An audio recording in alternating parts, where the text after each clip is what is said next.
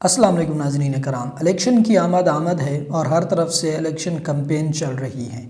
تحریک انصاف بھی زور و شور سے کمپین کر رہی ہے۔ ایک طرف تو مشکلات ہیں تحریک انصاف کے لیے کہ الیکشن انتخابی نشان بلہ نہیں الاٹ کیا گیا، تو دوسری جانب آزاد حیثیت میں الیکشن لڑنے کا اعلان کیا گیا پی ٹی آئی کی طرف سے۔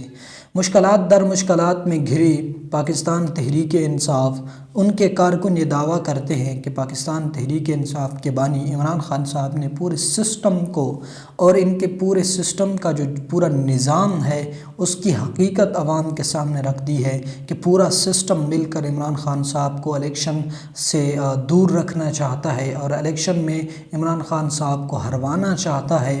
تو دوسری جانب ان کے کارکن یہ کہتے ہیں سوشل میڈیا پر ٹرینڈ بھی بناتے ہیں کہ عمران خان صاحب اس مرتبہ پھر وزیر اعظم ہوں گے، چاہے جتنی بھی مشکلات کیوں نہ ہوں، چاہے جتنا سسٹم ان کو پیچھے دھکیلنے کی کوشش کرے۔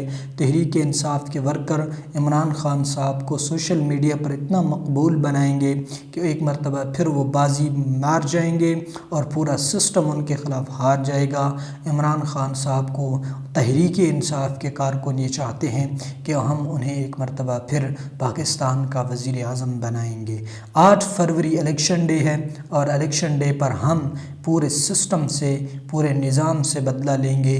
وہ بدلہ یہ ہوگا کہ ہم عمران خان صاحب کے منتخب کردہ نمائندوں کو ووٹ کاسٹ کریں گے اور عمران خان کو وزیر اعظم آف پاکستان بنائیں گے۔